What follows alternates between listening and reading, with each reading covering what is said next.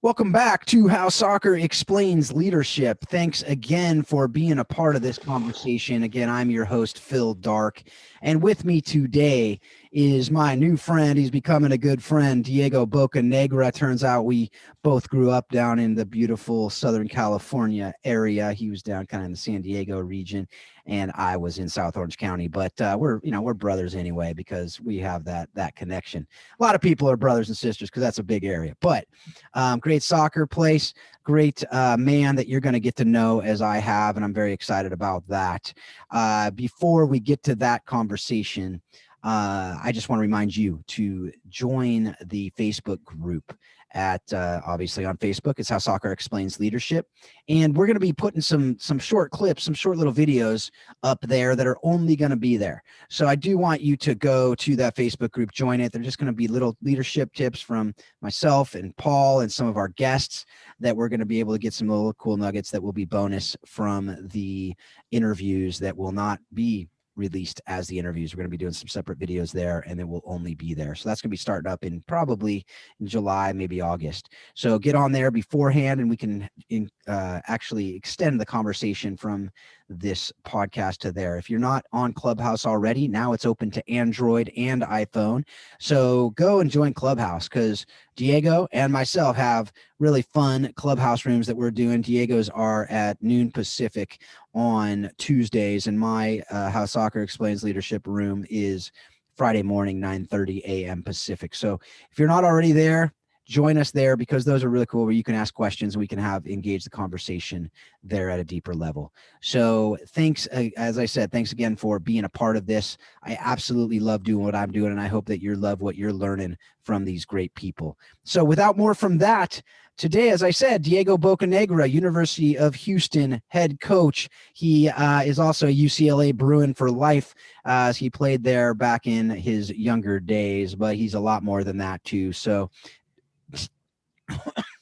sorry, Diego, how you doing, man? I'm doing well, Phil. Thanks for having me. I'm excited to do this. Absolutely, man. It's going to be a fun conversation.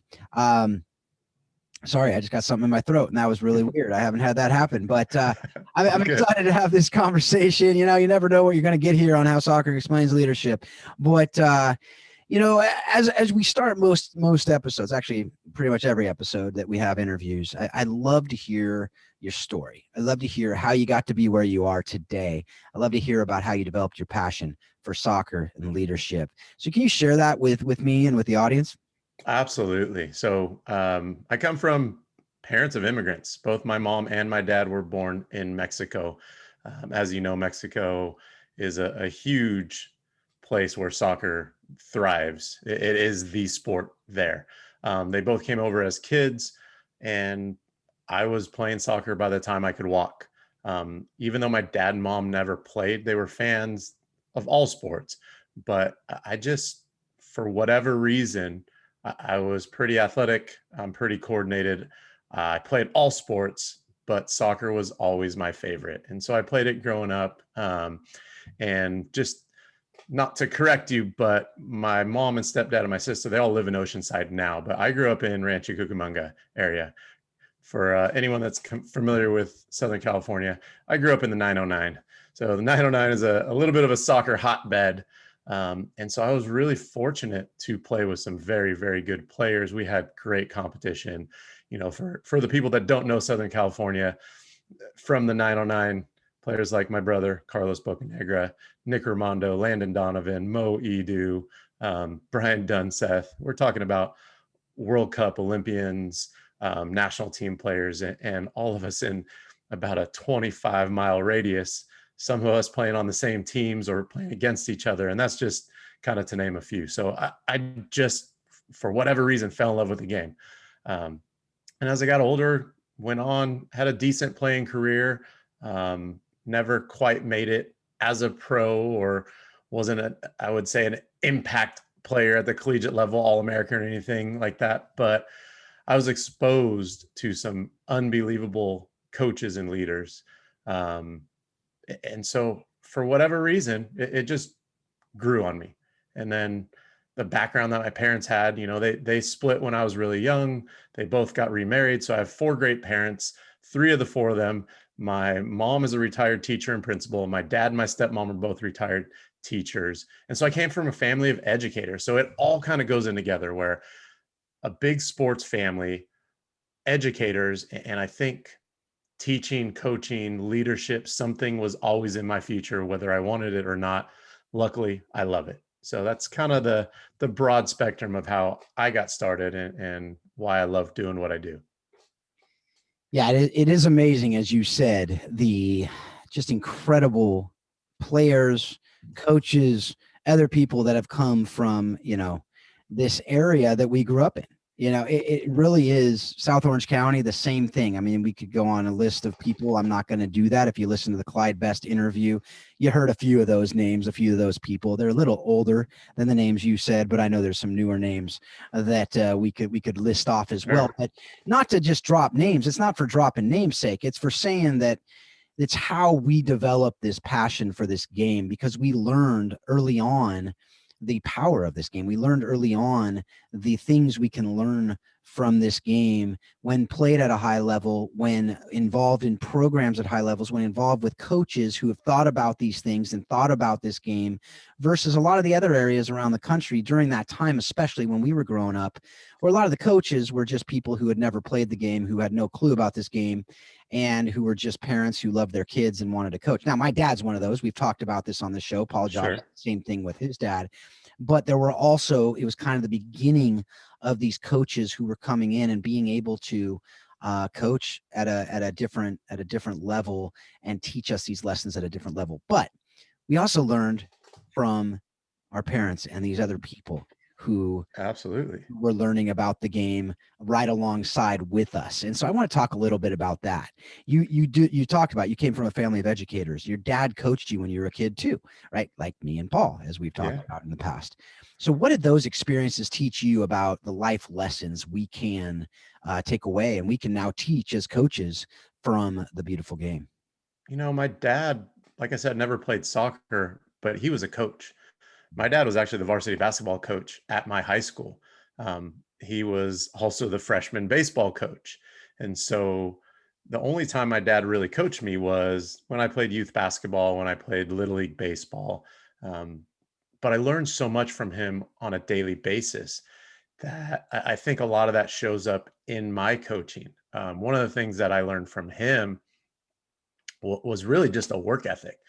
He said, you know, no matter what, you're pretty talented at a lot of these sports. You play at a high level, but one thing that you will always do, and this was non-negotiable, he said, you will always show up, you will always give your best, and you will leave it out there on the field, which I didn't have a problem with. I'm competitive. If you know me, um, I will 2-foot my mom if I have to, and then I'll get up and run away because she'll kill me. But it doesn't matter if I'm on the field and you are across from me. And I don't care if it's a small sided game at training or whatever. So I learned how to compete at an early age. I also learned fundamentals. My dad, like, I understand it now. If I wanted to play basketball in the front yard, he'd say, okay, go out and shoot 100 free throws. When you're done and you've hit at least 10 in a row one time, then come get me and I'll come play with you. And so he made me do that. And at times I'm like, oh, you're just being lazy. You don't want to come play. And right now, I bet I could beat some NBA players in a free throw shooting contest because I've done that my entire life. We went on a camping trip recently, and I was like, oh man, we were out there on the basketball courts when I was playing, and I missed a couple. And then I was like, okay, and my family's ready to go. I'm like, nope, haven't done it. And I was like, I got to go. And then I got in a rhythm, and I hit 15 in a row. And I'm like, okay, we can leave now. But I was taught that. And so the same thing applied. One of my early coaches was like, okay, juggling, we're going to teach you how to juggle. I was probably 10 years old. It's like, okay, if you get 10 juggles in a row, you get a water bottle. If you get whatever, when you get to 100 juggles, you get a soccer ball. So guess what I did for the next 3 weeks? I took my ball in the backyard and I juggled. And within a few weeks, I got to 100 because, one, I'm competitive, but that same concept of free throws in basketball, juggling the ball, getting extra touches, it carried over. And so there's so many lessons that I learned from just sports. My dad would take me to the batting cages every week, whether we had baseball practice or not. Part of it, I think he just wanted to go swing the bat around a little bit, but part of it was he knew that in order to get good, you had to understand the process. And when I got a little bit older and my stepdad was pretty well off, I actually got to take batting lessons from Rod Carew, famous Anaheim Angels. I think it was only open for about a year when he retired, but he had a batting school. And so I was able to go take batting lessons from Rod Carew. But again, it all came back to the fundamentals. Put in the work, do what you're supposed to do more than other people, and you're going to have better results. And so those are a lot of the lessons that I've learned, and I try to implement with my teams. Yeah, there's so much there that I want to mine, and the first thing I want to mine there is the idea. And I talked a little bit about it with Corey Close. If you didn't listen to that interview, folks, another UCLA woman there. You're not a UCLA woman, but another UCLA person who is an amazing. But she talked about the idea of specialization and specializing too early. You and I both played a lot of sports growing up, and I have no doubt that it made us better athletes, better soccer players. What do you think about specialization? What have you seen from that standpoint as a coach? What do you think about it from the standpoint of, the fact that you didn't do it and how that did improve your game as a basketball player, improved your soccer playing soccer, probably improved basketball. You had to learn different skills at different places, but what do you think about that? Do you agree with that? I don't want to put words in your mouth, but No. I mean, obviously we've had some conversations about this offline but I don't like early specialization one bit whatsoever. Part of the reason is I think it becomes a job for these kids at too early an age. You can look at the studies, you can look at, John O'Sullivan wrote a great book, Changing the Game, where I think 67% of all youth or kids drop out of youth sports by the time they're 13. And a lot of that is the pressure that they feel having to specialize too early. It's not fun anymore. And he does a great job in this book explaining all the reasons and sharing statistics. But I think it comes down to, if you treat these kids like pros, or if you're trying to live vicariously through them, you're taking the joy and the excitement away. We played all the sports, not just organized, but in the street. Times are different now, and depending on where you live, you don't always get to be able to just go out and knock on your friend's door. And we didn't have phones back then. You knew where everybody was because you saw a pile of bikes in the front yard. It's like, all right, let's go over there. That's where they're playing. And it didn't matter if it was street soccer, if it was touch football, if it was wiffle ball, baseball, tag. It really didn't matter. We played everything.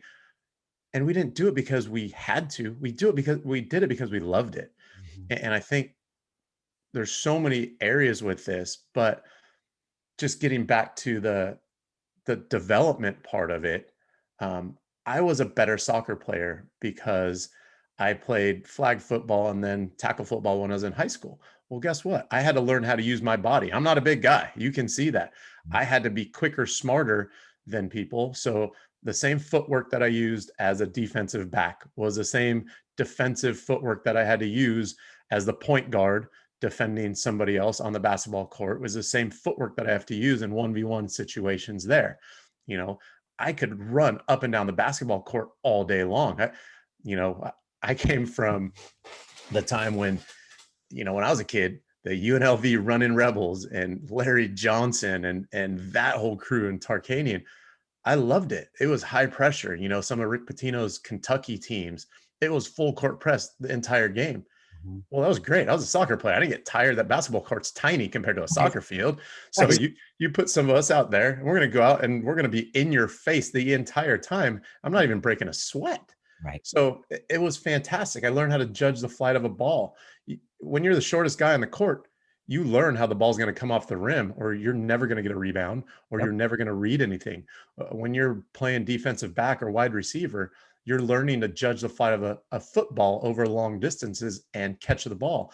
When you're playing baseball, you learn the flight of the ball. And so I won a lot of headers that I had no business doing because my timing, my angles, all that stuff was just better from all these other sports. So I think we're missing out on a lot. Now, there's sports like gymnastics, especially women's gymnastics.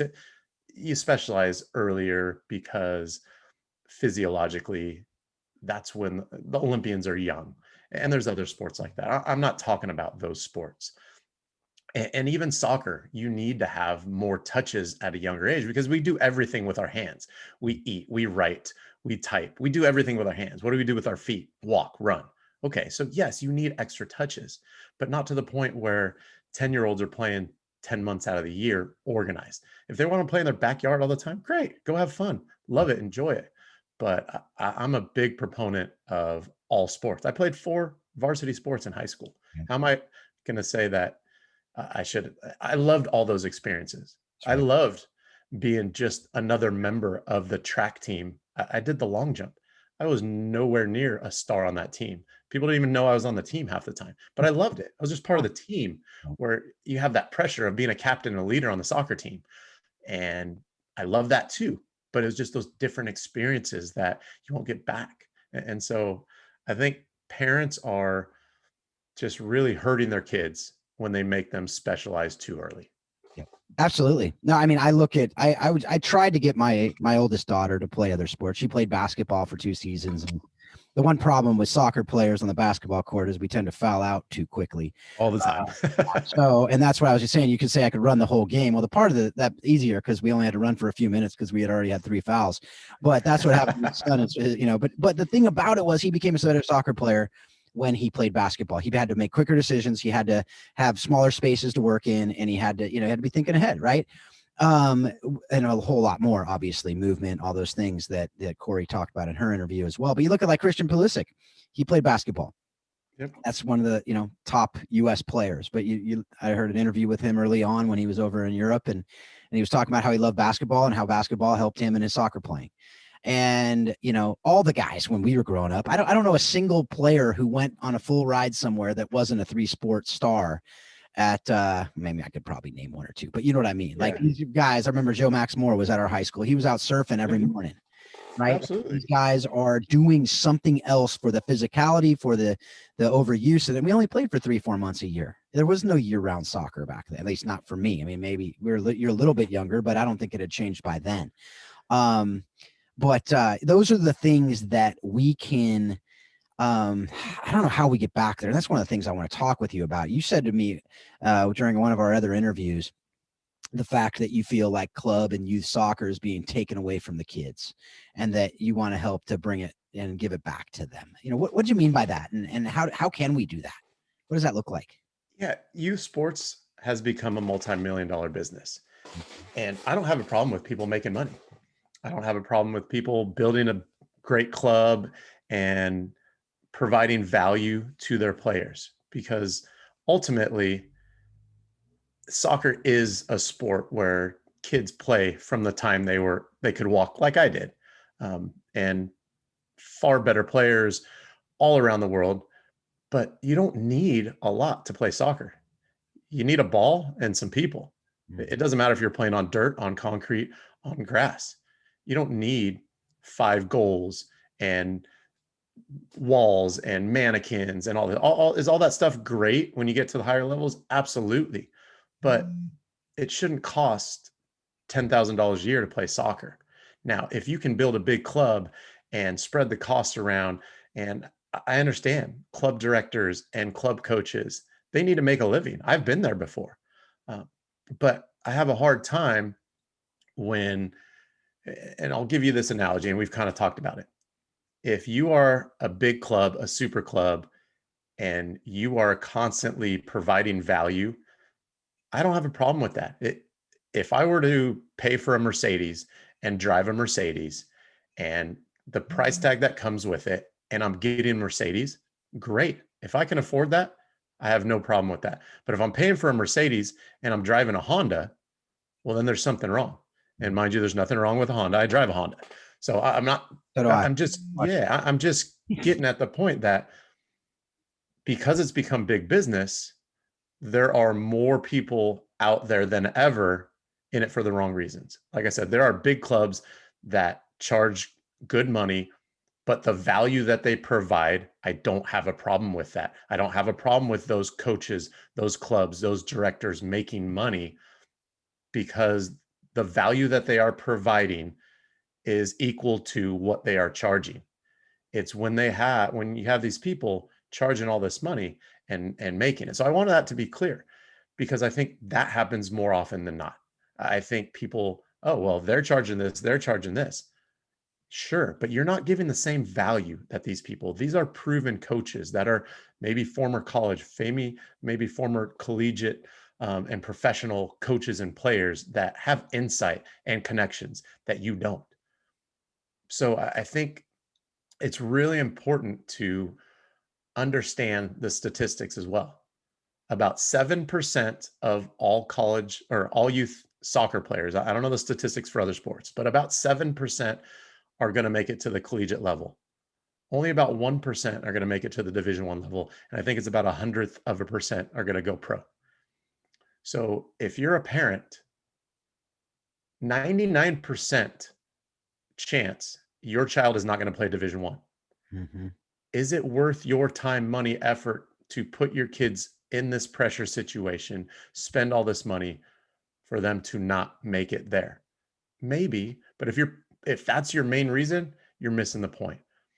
If you put your kids in sports so they can learn teamwork and leadership and value and how to deal with adversity and how to be put in tough situations and learn resilience and so many other lessons that sports can teach, then you're doing it for the right reasons. And I think there can be a balance. And so you'll hear me a lot more talk about this, because I'll be launching a podcast, and I just want to give back and help parents, players, coaches really try to provide the best environment, the best fit for these kids, because I really think it's gone too far away from that.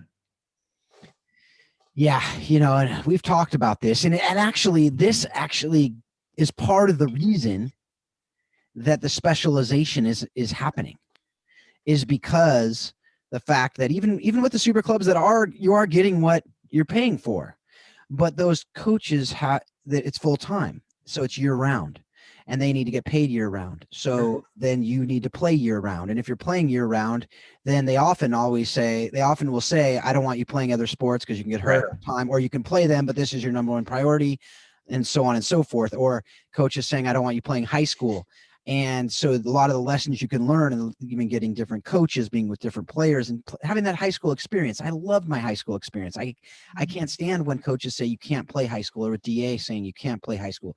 Like these are things that, again, we're taking it away from the kids, and what we know will be good experiences, will be good for them in all these different areas, because it's not good for the club, or it's not. And some of them may truly believe that it's best to specialize in this sport at age 10. That may literally be their belief. I don't agree with them. I don't agree with a lot of things that a lot of people believe, and that's fine.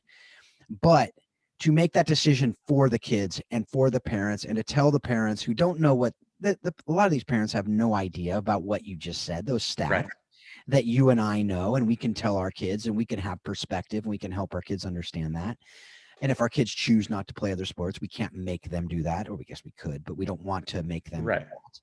But to have the coaches making that decision for these parents who don't know any better, I think honestly is malpractice. It's like coaching malpractice. Absolutely. We are, putting the club, we're putting the bottom line ahead of these kids who we're supposedly serving.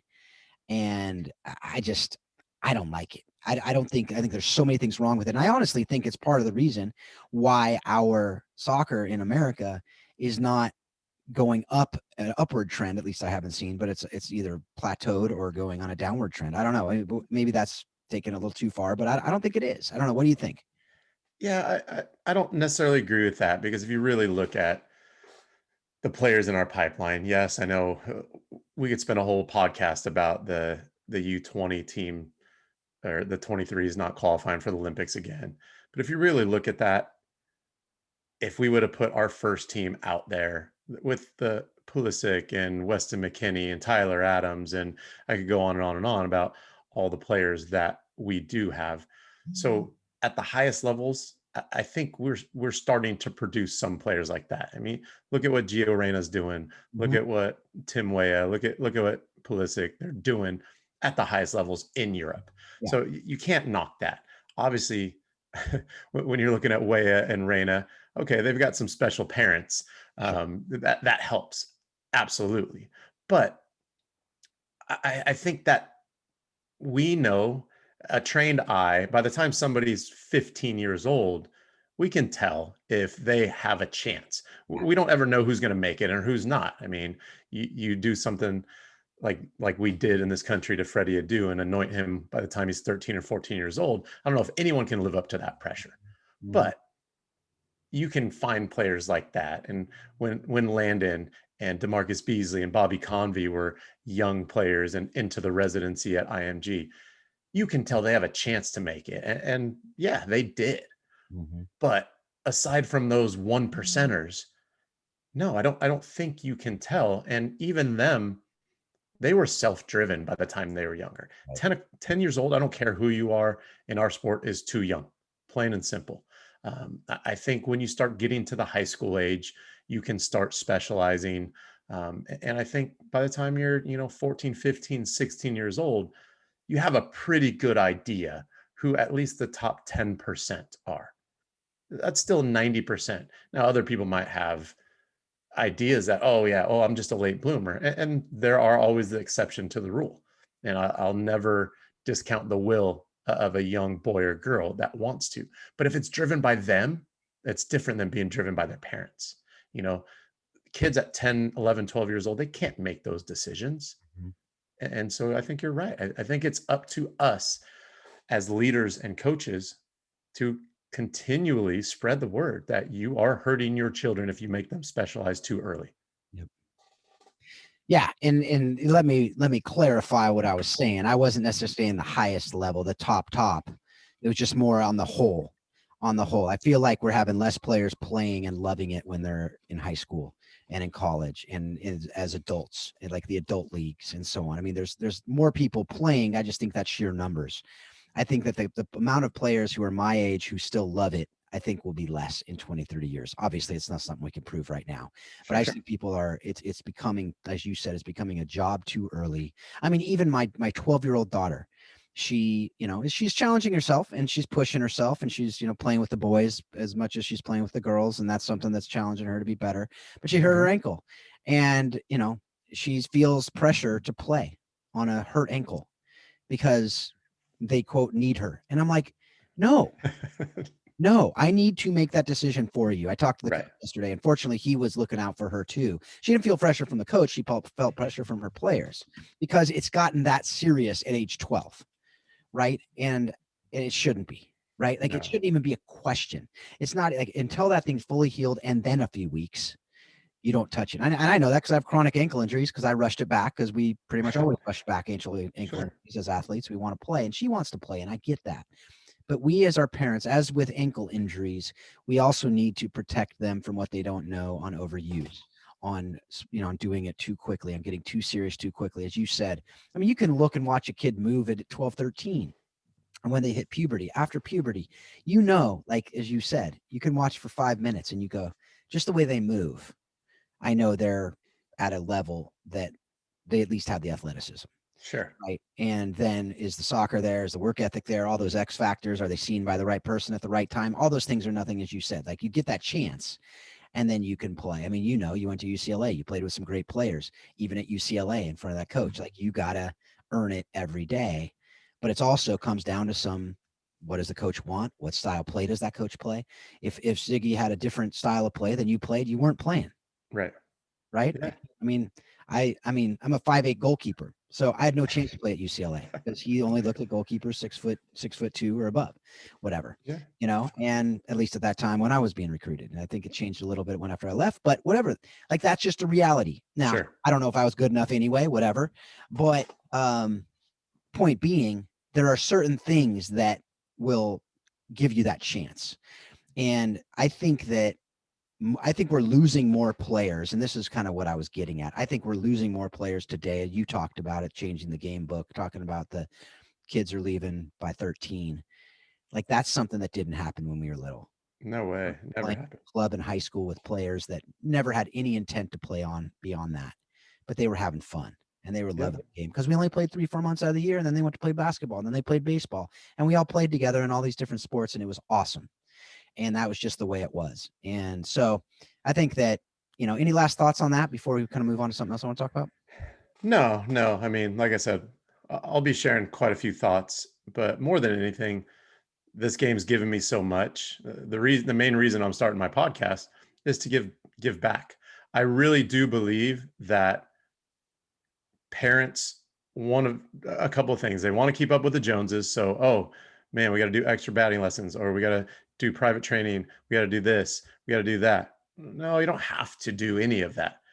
You can take your soccer ball in the backyard. You can take a bucket of baseballs and a net and just hit them off a tee. There's ways to do it without spending money, but that needs to be driven by the child. And so I want to give back and educate the parents that these coaches are telling them, you need to do this. You have to do this. No, you don't. And if a coach is telling you this, it's for their best interest, not necessarily yours. And so you'll hear me talk a lot about that in the future. That's so good right there. That little nugget that you just said, that if they're telling you that, that's for their best interest and not yours. And the interesting thing about that is I was hearing you say those names of those other players that played multiple sports, and I was thinking about those other people. The unfortunate part today is if you see a lot of kids, you see some of these kids that are saying, hey, coach, I'm going to play the other sports. It's typically the best athletes that are allowed to do that on these teams because the coaches don't want to get rid of them. But if it's a player who's not at that elite level, the coaches say, well, if you want to do that, then you're not welcome here. Because and it is unfortunate. Yeah. I'll tell you a short little story. On my soccer team in high school, we were good enough to be CIF champs. My senior year, there were 4 of us that were the 4 captains, and the 4 of us also happened to play on the same club team. Our club team, we were national champions. We also, those same 4 players happened to be the 4 wide receivers on the football team. So when it came to our senior year and we had football practice on a Saturday morning and we had the NHB soccer tournament, our coach was like, well, what are you going to do? We can't. And it was during double days for football. And we had 2 soccer games that day in Huntington Beach. It's about an hour and away.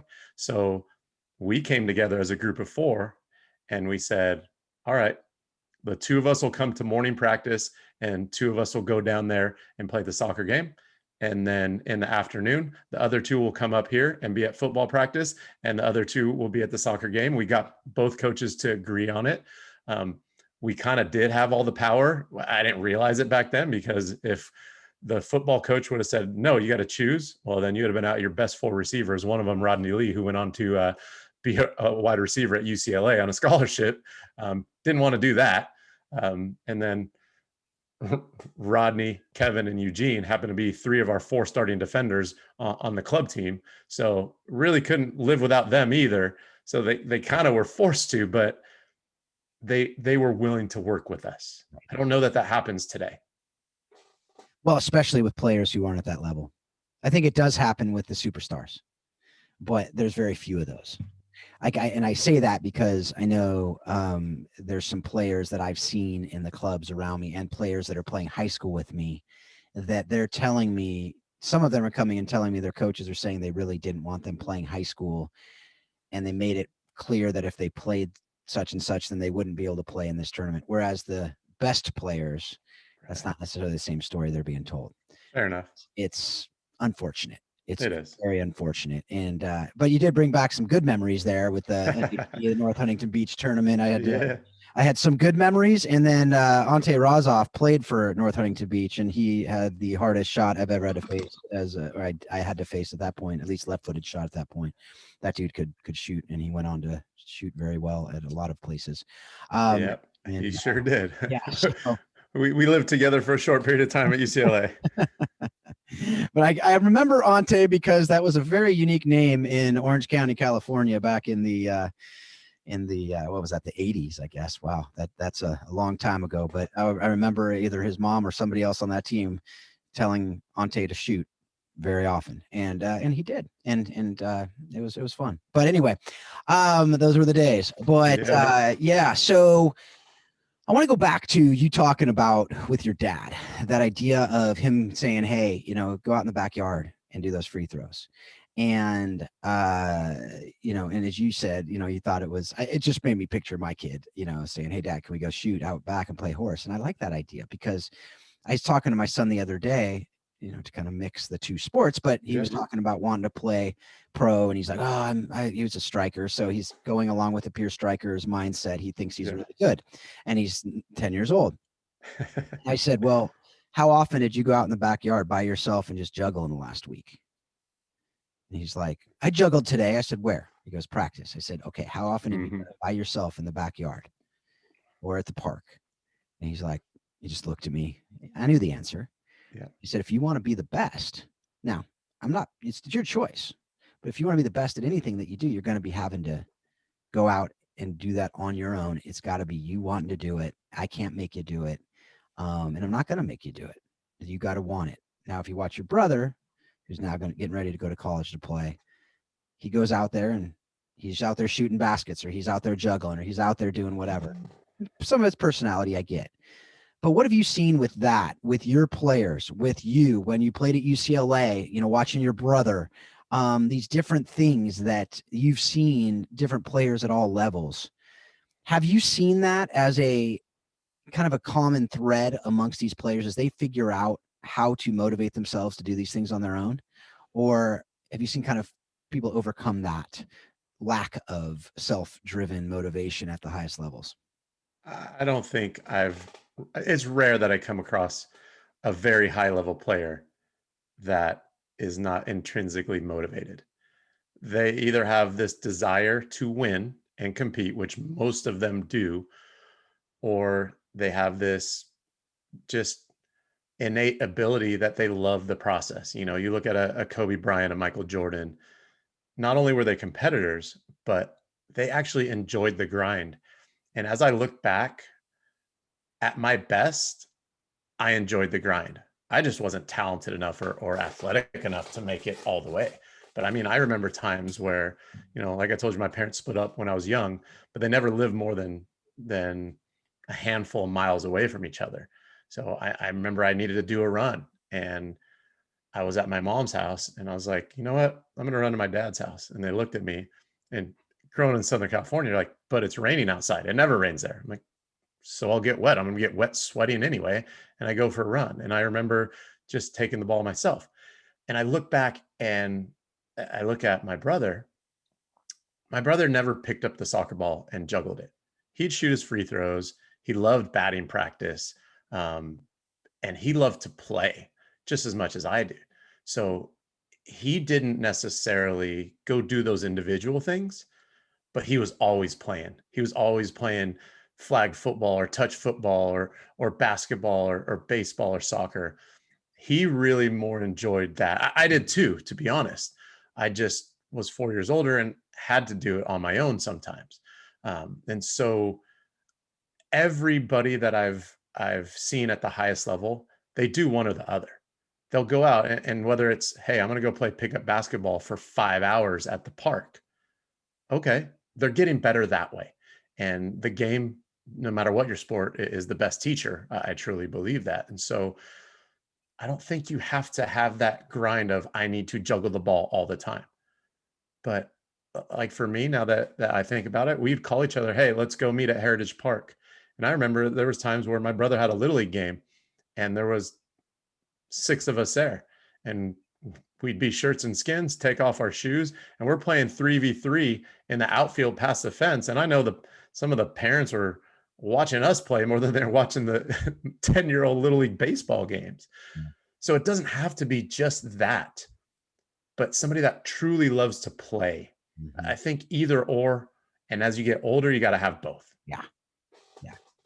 It's got to be that both, and you got to love it at some level. You got to love something about it. And it can't just be, we talked about it becoming a job too early. Like if it's ever truly just a job, I don't think it'll work. At some point that won't work. It's got to be an intrinsic love for that. Now you could do it for a while and fake it, but like anything else, I think you'd burn out on it at some point, even if you're getting paid, whatever. And that's why you see people leave the game and they're like, I just didn't love it. I was done. Because they could be getting paid a lot, but it's too much. Right. Sure. And when you think about that, when you think about guys could get paid millions of dollars and they still walk away because it's just too much and they don't love it. Think about a 12-year-old, 13-year-old, 14-year-old who has no ability to be able to, they have no maturity to deal with that. No, and they're afraid to let their parents down. Yep. And that saddens me more than anything. Every year I ask my son and my daughter, I ask Bella and Luca, hey, do you want to do this? No, I don't want, my son has done karate. He's done gymnastics. He's played basketball. He plays soccer. And we'd ask him every year, do you want to play baseball? No. All your friends on your soccer team playing baseball. Do you want to play? No, I'll play catch with you in the backyard, but I don't want to play. And, to the relief of my wife and I, because I don't want to sit out at baseball tournaments for days on end. But we leave it up to him.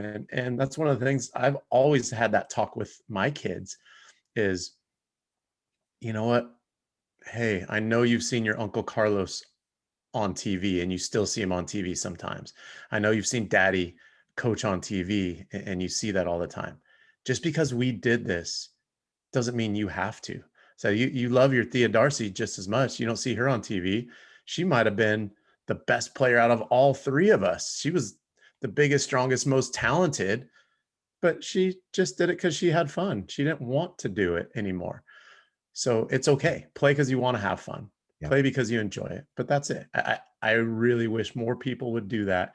And if they did, I think we would actually turn out more players at higher numbers at the higher level throughout, because it's their choice, not the parents' choice.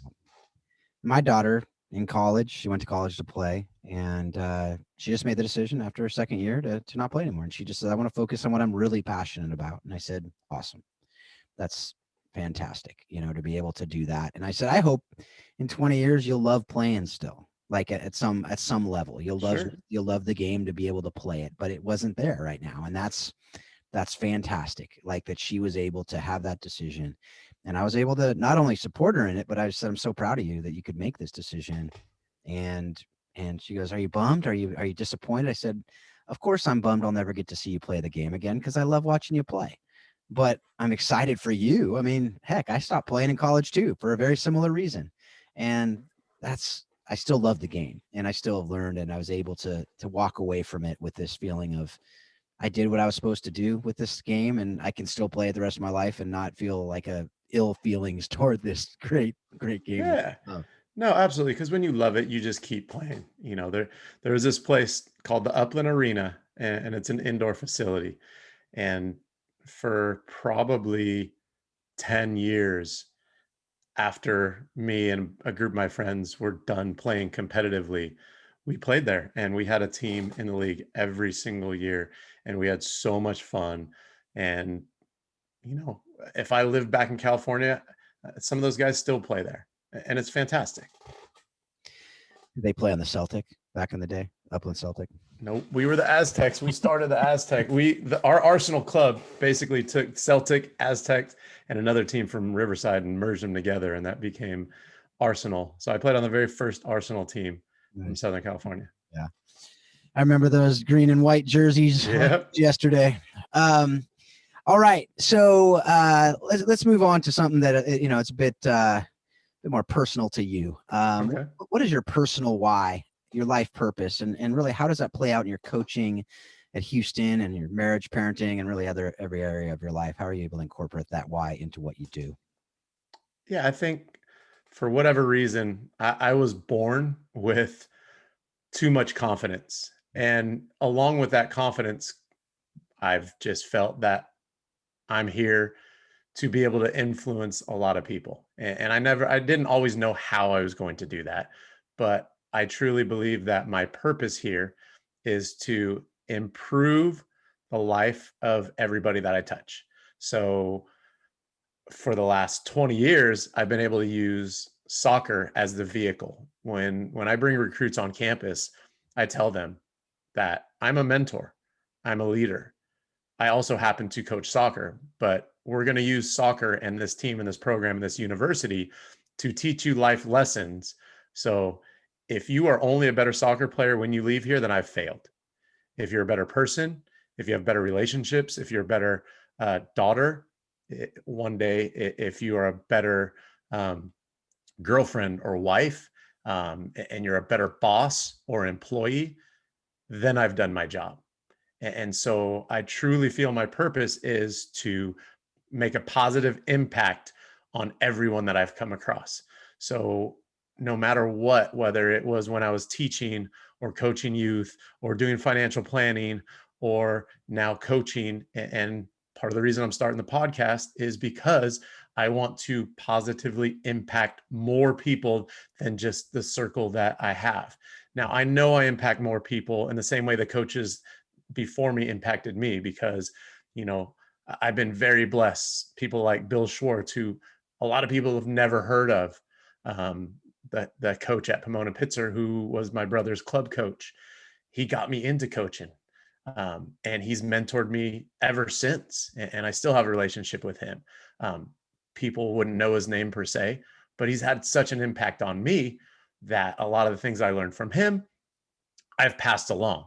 And I hope that same thing with the players that I've coached. They go on and do that in their lives. So I know that that tree is growing and I'm influencing people that way, but I want to do that on a higher level, on a bigger stage. I think because of the platform that my career has taken, and I've got a little bit of a voice now, and I'm hoping to grow that voice and influence to just really, truly impact people in a positive way.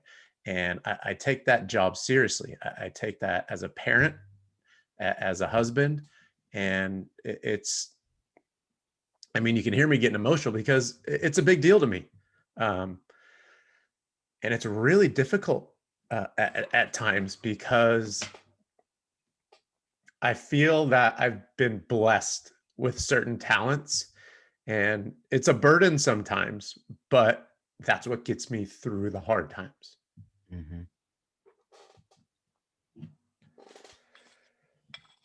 That's awesome. That's why we get along, I think, very well, because I think we have very similar whys. And I love it because it's not just words, it's who you are and it's pouring out. And I love that we do have mediums right now to be able to share that and to be able to live out that why, live out that passion. With the people right in front of us, and you'll never forget that. And you'll never, as I say, your most important platform, I don't care how big you are, is the one right in your own home. And then beyond that, it's right in your own backyard, in your what you're doing with the people that if you were to disappear for 6 months, they'd know it and they'd miss it, right? And so to not sacrifice that for the other, but to also know that we have the ability to multiply and to be able to train up others and to be able to impact them and help them.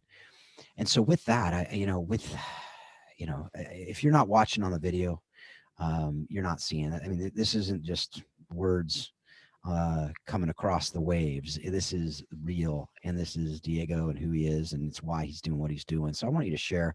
You've talked about the podcast a little bit, but when are you planning on getting that out there? What's it going to be called? If you know that already, I want people to be able to find that, to be able to get more of this.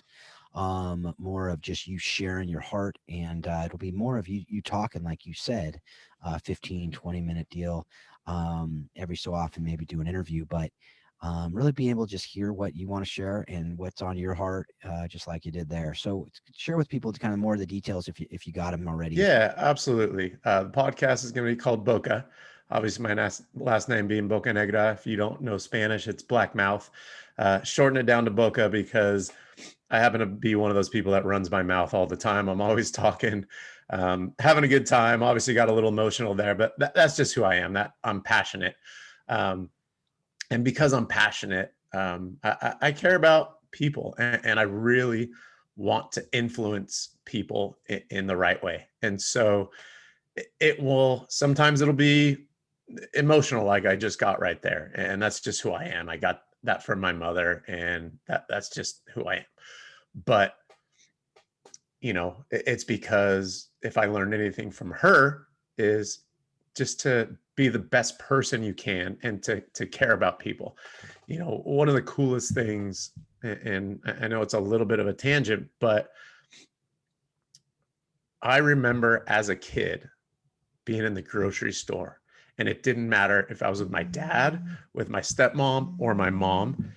And I've never, ever met a student of theirs that didn't come up to them when they were an adult or later and see them, oh, Mr. Boke, Miss Boke, whatever, and come up to my parents and, oh my goodness, your mom or your dad or whatever, they were my favorite teacher of all time. They were hard on me, and, oh, was a pain in the butt. And I'd look at them like, yeah, I live with them, I know. But they cared about me and they taught me, and I was better. And I didn't understand the lessons they were teaching me back then, but now I do.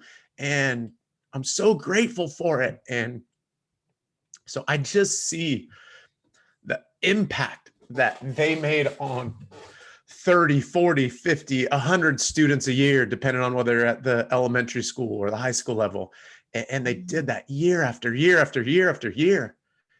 And I guess, oh, sorry, cut that for just a second.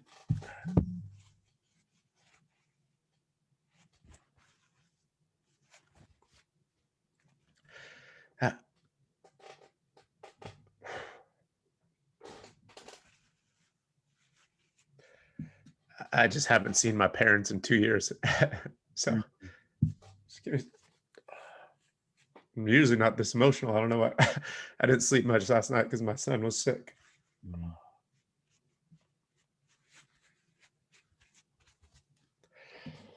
All right. I just want to influence lives like they did. So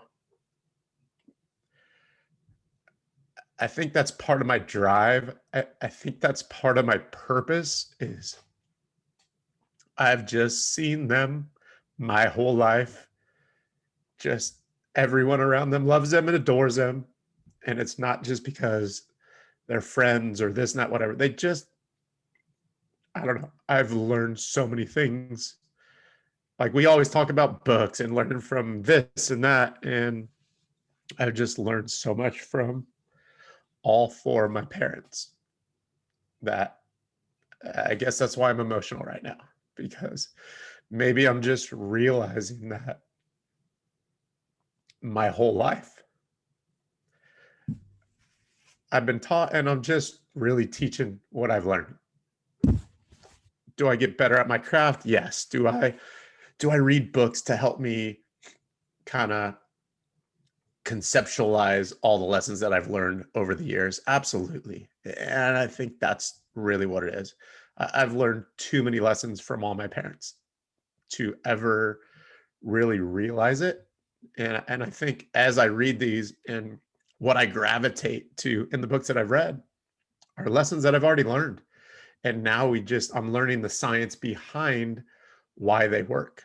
My parents they learned through their education. And as they learned how to become teachers, yes, they learned the science behind learning and certain things like that. But I don't know that any of them truly studied leadership like I have.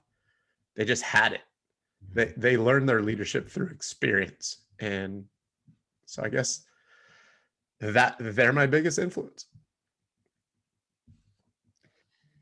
Well, I hope they are able to listen to this, because I have no doubt that will be, you're a parent. That would be about as incredible words for a parent to hear as anything. So I'm glad I got to be a part of that. And definitely encouraged, super encouraged by that. So thanks for being real and raw and vulnerable, because that's what makes great leaders too, is that vulnerability to let people in. And so I think that that's important. And I do encourage, and it's not about, um, any podcast or whatever. It's about who you are, but I know that who you are will come out in that podcast. So I encourage you to check it out when it drops, which is Boca. By the time this airs, you'll probably already have it out there. So go ahead and find Boca. I encourage you to subscribe to that as well as this, because it'll be a great companion to a lot of what we're talking about here. I have no doubt, even though I haven't heard it yet, I have no great companion to this, just based on what I know about you and the little we've been able to get to know each other over the last few months. So thank you for that, and just who you are. Appreciate it. Appreciate you. Thank you. All right. So a few more questions before we wrap up here. One is just off the same idea as the podcast. We mentioned Clubhouse earlier. Yeah. So we have podcasting, which is cool, but this is like a vacuum, like very, controlled environment, right? I mean, not based on what we just saw. That wasn't necessarily a great example of the controlled environment, but it's still a very controlled environment, right? But Clubhouse is really dynamic. It has a bunch of people coming in. We have no idea who's coming in any given day. What do you love about Clubhouse, and why should people get involved with Clubhouse? And what are you talking about on Clubhouse as we have these conversations? Oh, I love Clubhouse. To me, it's almost like an interactive podcast. And it can be so many different things. It can be a teaching tool. I've been in several rooms where they're teaching you about social media or marketing or business or crypto or sports. And it can also just be a way to hang out. There's some rooms in there where people are just fans and they're talking about Major League Baseball or UEFA. They're talking about soccer. They're talking about whatever. And it's just another way for people to connect. It's audio only, so you can do it while you're driving in the car. You can do it while you're cooking dinner or washing dishes. And I love that about it, because I love connecting with people. And so it's in the podcast realm, the rooms that you run and I run, it is almost like an interactive podcast, but it's just a platform to share and learn from each other. That's what I love the most about it. In a lot of the rooms that we've been in together, we're sharing tips and ideas of leadership, and we're telling stories. And a lot of the stuff we talk about on Clubhouse, I'm going to bring it out to the podcast, but it's different. In a podcast, you can listen to it whenever you want, how you want. And I don't think that's ever going to go away. And I think that's beautiful. But in Clubhouse, it's real time. You can ask questions. I mean, I had a conversation with Alexi Lawless in his room the other day. It's like, when are you going to get a chance to just, one-on-one with 200 people in the audience, have a conversation? And, I've had chats with other people like that. And then, I'm sure there's other people like, oh man, I got on stage with Diego and Phil and they're thinking the same thing. Maybe not, but, I hope they have higher aspirations than that. At least, yeah. I don't know. You're pretty big time, but no, I'm kidding. But it really is that, just been in a room with the Texas volleyball coach, Jarrett. And as we were doing that, he's preparing for the NCAA championships, goes all the finals, loses in the championship game. But he shared some wisdom that I don't know that you'd get anywhere else. And it's just really cool. And so I hope more people will get involved.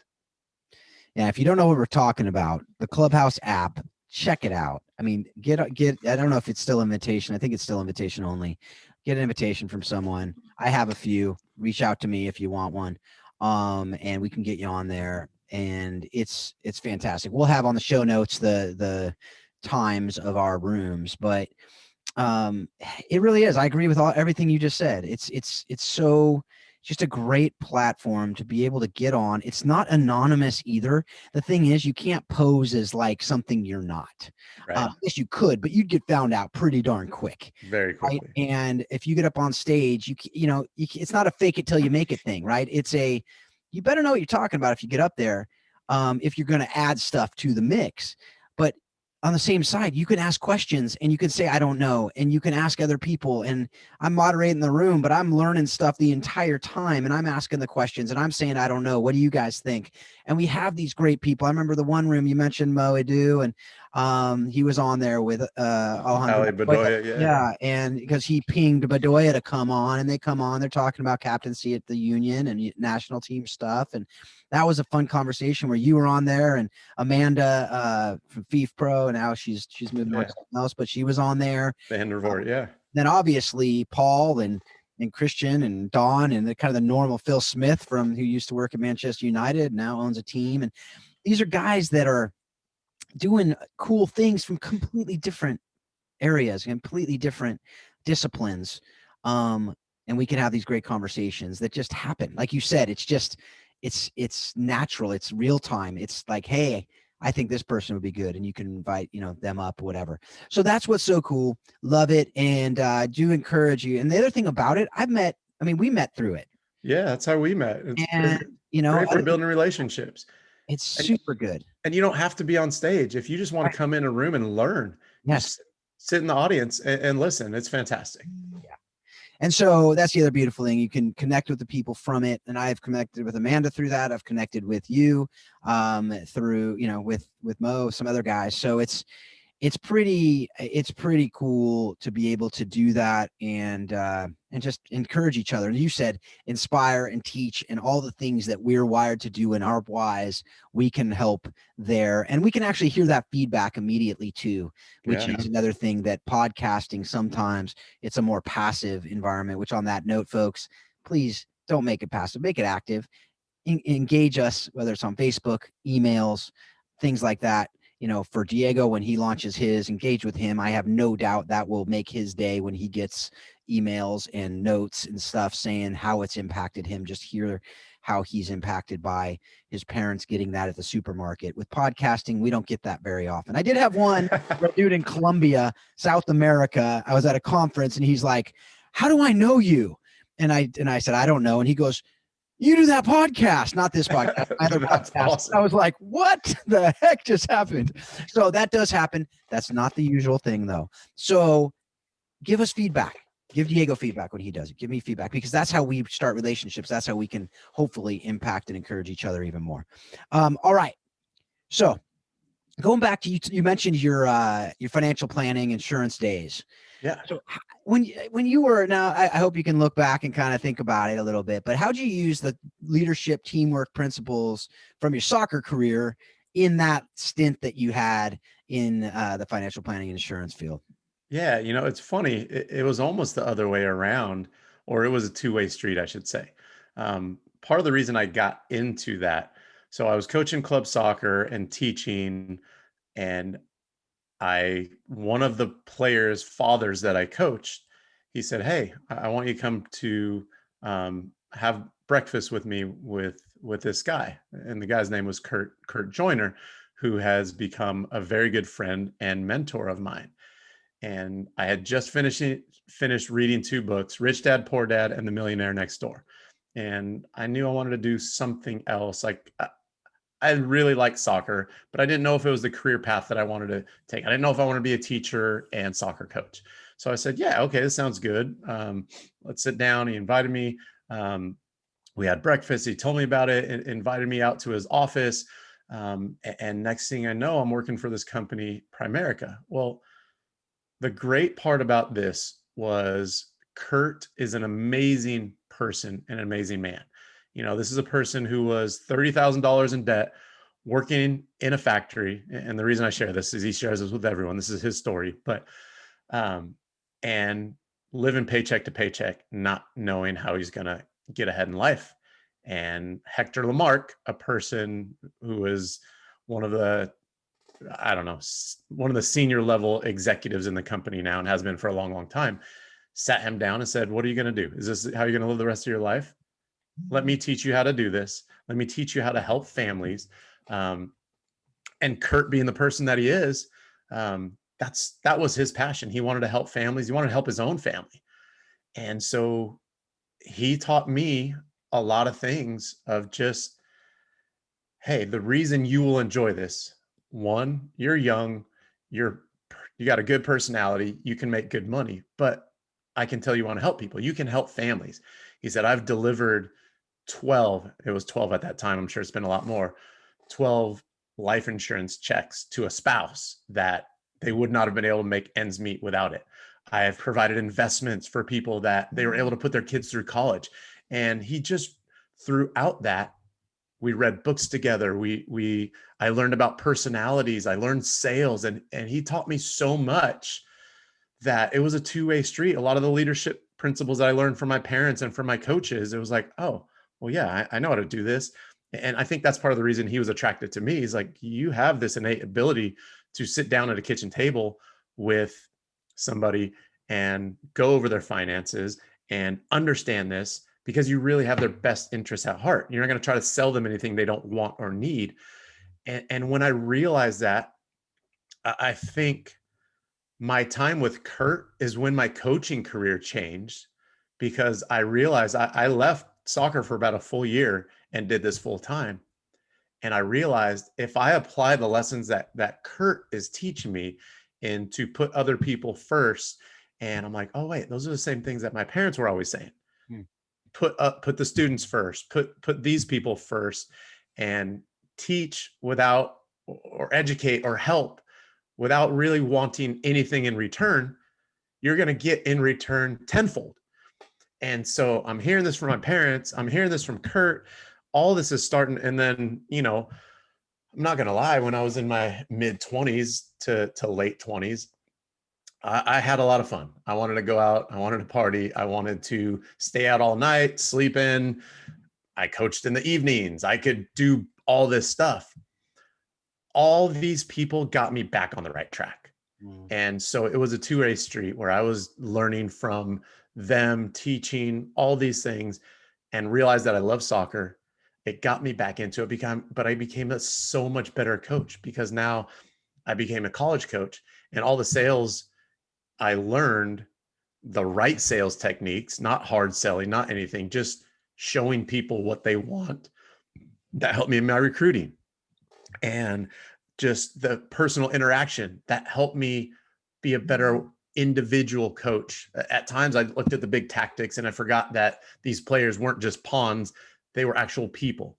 And so all of that kind of led into, and I'm a much better coach now because of the person that Kurt was and taught me to be.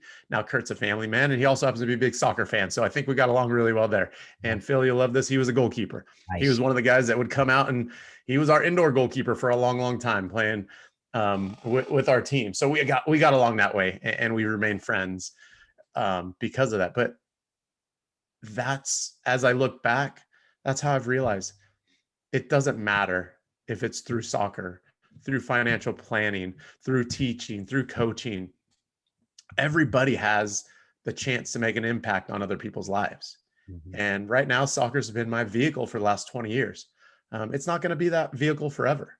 So I'll take all these lessons and figure out how I can continue to impact people in their lives. Yeah. That's a great segue into the last few questions here. But the first one is, and I've started asking this over the last few interviews I've done with coaches. And so if you've listened to the last several episodes that were coaches, you've heard this question before. But what is the one thing that you hope that all of your players will understand and live out when they leave your University of Houston soccer program? Basically, if they haven't learned it from you when they leave your program, you'll feel as if you failed them. What would that be?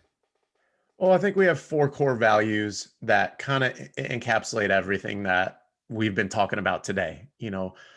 First one's positive mentality. And that doesn't mean rainbows and butterflies. It means having the right attitude to show up to training every single day, show up to your academics and your relationships, and just be basically a growth mindset, ready to get better as a person.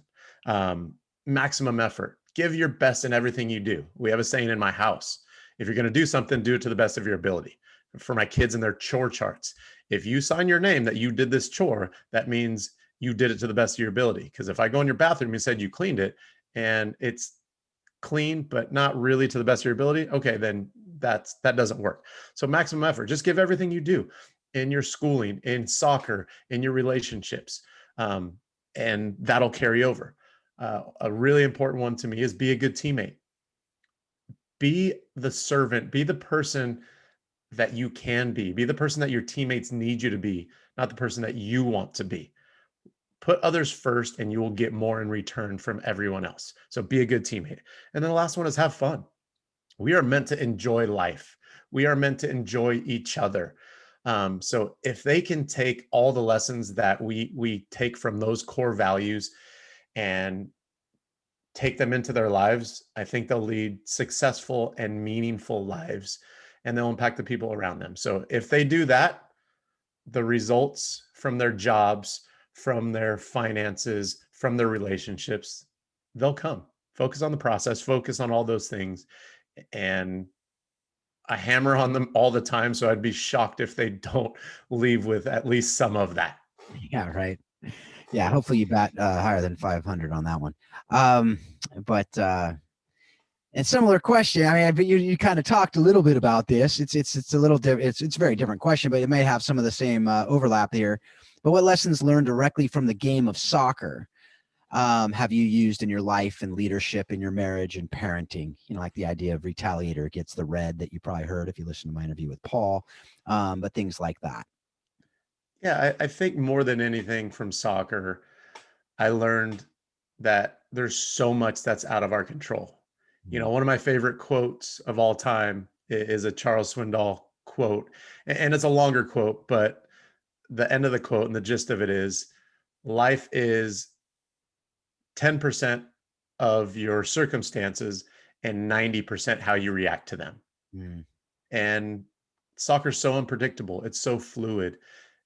As a coach, I'm not in control. As a player, I thought I was in control. I was in control of me, but I wasn't in control.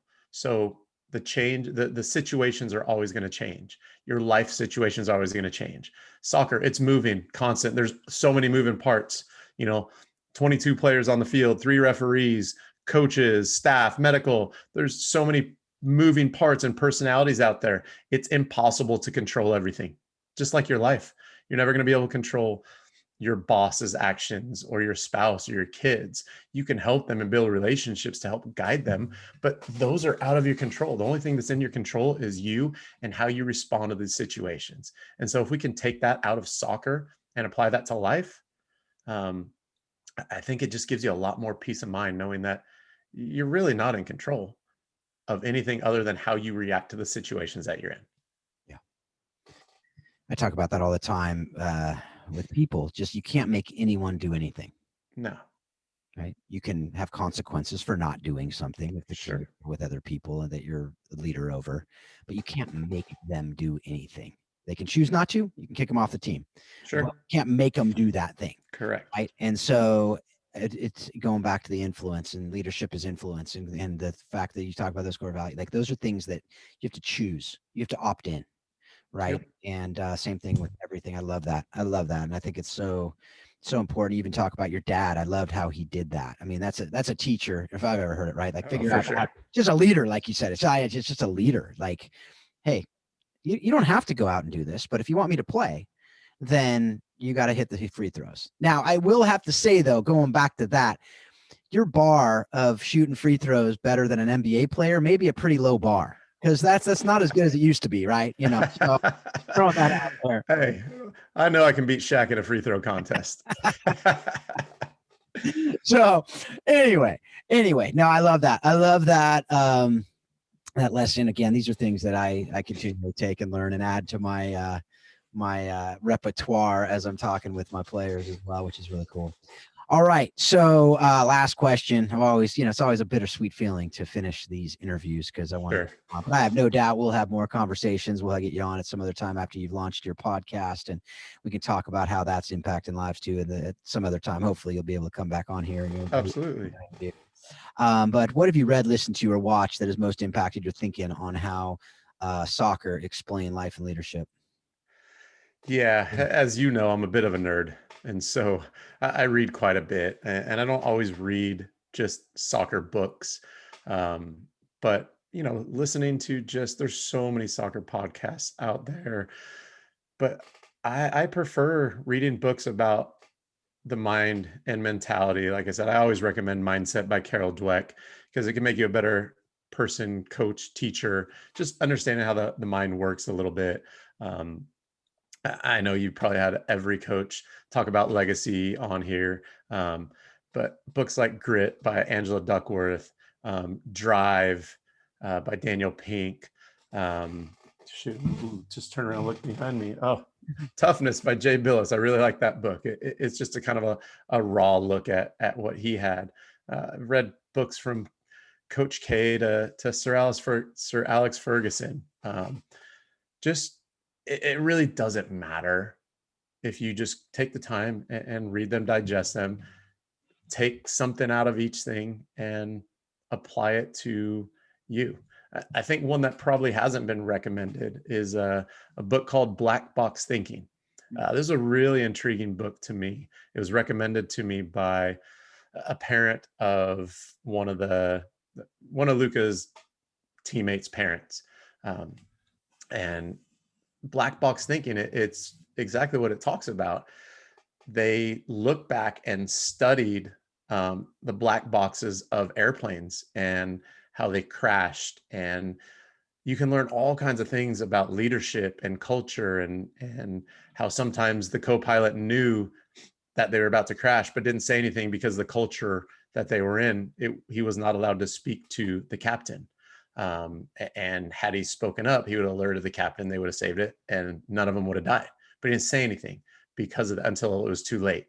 And there's just so many cool things. And I think that's one. I don't remember the author, but it's probably a book that you've never been recommended. Black Box Thinking. It's pretty cool. It is not, and we'll find it. I will find it and put it in the show notes. So we'll Awesome. that author. You can also, I'm sure you can use this thing called Google if you're listening to this and you have a internet, the World Wide Webs that we've heard about. It's you can find that Black Box Thinking. Yeah, I'm gonna go check that out for sure. I love it. It reminds me of I think it was a Gladwell book, and I'm pretty sure it was Blink that he talked about that same thing as far as the pilots, that it's whether it's pride, whether it's they don't want people, it all kind of come down to pride. Sure. You're not going to say something because you think that you might be stupid, or you don't want to question the person above it. Could be the opposite of, where you're confident that you think, oh, well, the pilot must understand something I don't, or whatever, rather than just having that culture of openness, that culture of trust, that culture of vulnerability.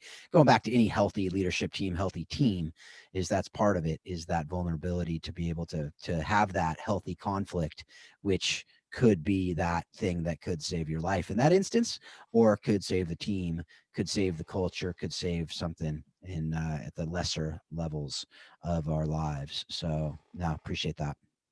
Absolutely. So thanks again, Diego, for just who you are, man. I've loved getting to know you over the last few months. I'd love getting to know you more in the last hour and a half, for that matter. Seeing that, and I love it. I absolutely love it. It's why I do what I do.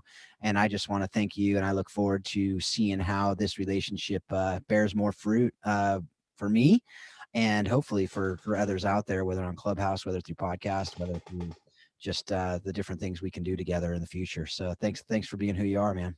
No, I appreciate it. Thanks for the time, Phil. Always enjoy our conversations.